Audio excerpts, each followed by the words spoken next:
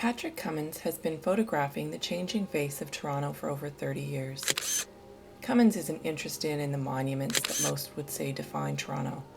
He's interested in the spaces we inhabit every day, the ones that make up our city's neighborhoods and side streets. Cummins was inspired by the work of Eugene Auger, a French photographer who chronicled Paris at the turn of the 19th century with his thoughtful and almost dreamy photos. He was also inspired by Walker Evans, the well-known American photographer who was drawn to document the everyday scenes of American life. In 1977, with Auger and Evans in mind, Cummins began photographing Toronto's streetscapes and signage. In 1988, while out on one of his many explorations, camera in hand, Cummins stumbled upon his muse, 140 Bolton Avenue. It's nothing to look at really, but he realized he'd photographed the same building 8 years prior, and he thought it looked different. He snapped a new photo of 140 Bolton, and then became inspired to do the same thing with other photos in his archives. Since that time, he has visited and revisited sites all over Toronto to document how the city is changing, including numerous revisits to 140 Bolton.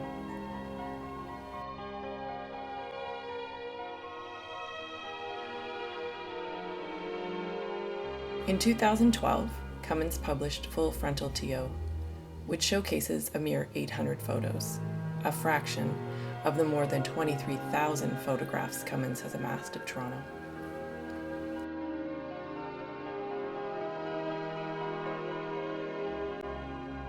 Cummins' inspiration, Eugene Auger, was also a very prolific photographer for his time, taking almost 10,000 photographs of Paris from 1897 until his death in 1927.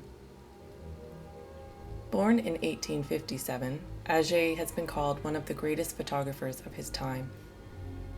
He began his career as a cabin boy before becoming an actor, when the roles dried up because of his advanced age of 40. At that point, he decided to take up photography. There were no photography schools at the time, as photography was still in its infancy, so Auger taught himself through trial and error. Auger's era was one of great upheaval in Paris. Since the 1860s, the city was undergoing massive renovations and modernization, which took decades to complete. Vanishing from Paris were ancient public buildings, churches, residences, and restaurants. Social changes followed the modernization, and people and their trades also disappeared. Auger made it his personal mission to photograph these things before they were gone forever. Auger knew he was documenting a time before demolition, often photographing buildings marked for destruction. Auger made his living selling his photographs to designers, illustrators, architects, painters, and museum archives, but he never considered himself an artist. He always referred to his photographs as documents. And they were. They documented a time and place in Paris that is no longer there. But they were also intensely beautiful. The extent of his photographic talent was barely appreciated in his lifetime, with only a few artists taking notice of his work. One such person was the American-born artist Man Ray.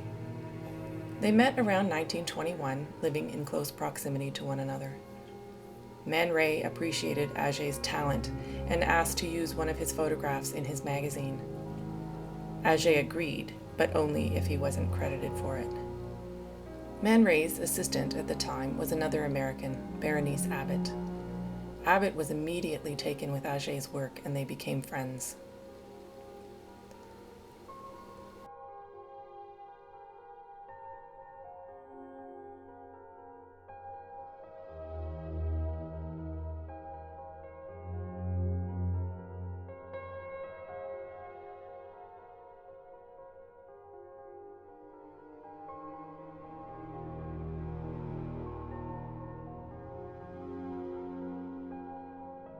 Abbott eventually opened her own studio doing portraits of the well-to-do in Paris, so she asked Auger to sit for her. Auger died before seeing his portrait. After his death, Abbott became concerned about the fate of the massive archives Auger had created. She managed to buy the bulk of Auger's photos and plates and returned to New York City soon after to get a book published about his work. Abbott was instrumental in ensuring Auger's photos and, in essence, old Paris were not lost. It had been 8 years since Abbott had been back to New York, and she couldn't believe the profound changes to the city. She found herself inspired by Auger to create a similar archive of her own city. Attacking her project like an urban archaeologist, Abbott sought to document the ever-changing New York with realistic images.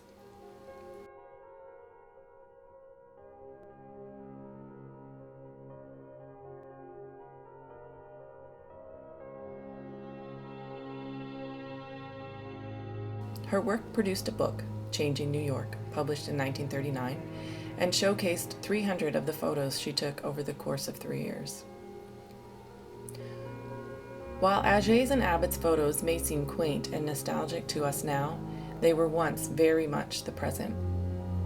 The photographer is there as witness to the change, to document the incremental shifts in our environment, which sometimes go unnoticed until it's too late.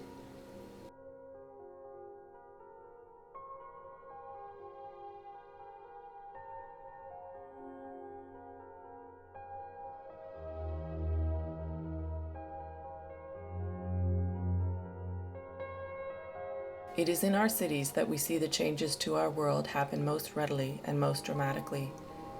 A city is a living entity that embodies its occupants, and every change is attached to a human narrative. In 2001, Stan Douglas created a huge panorama of Vancouver's downtown east side, called Every Building on West Hastings. Douglas was interested in having a political and social discussion about the impoverished neighborhood, which he delves into in the printed book. But he hasn't revisited the site to see if anything has changed, at least not officially.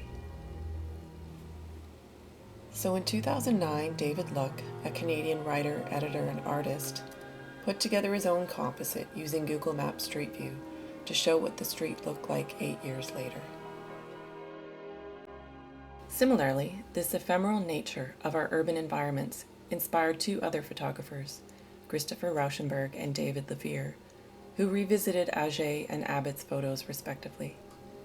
Rauschenberg, a new type of urban archaeologist, sought out more than 500 sites of Auger's original photographs. Part celebration, part replication, and part desire to document change, a rephotographer is drawn to continue the conversation that their predecessor began. As cities are constantly in flux, there is always work to be done. Levere was much more careful with his compositions, spending 5 years to rephotograph 140 of Abbott's New York photos.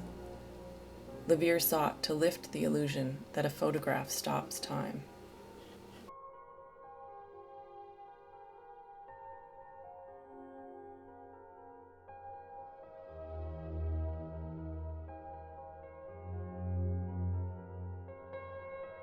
Back in Toronto, Cummins has a different view of his massive project. He feels it's not about stopping time, but rather trying to capture the slide of time. Most likely there is something that Cummins agrees on with Levere, as well as with Auger, Abbott, Evans, Rauschenberg, Douglas, and Cook. Photographing a city is about documenting change. It's an inevitability and the only constant.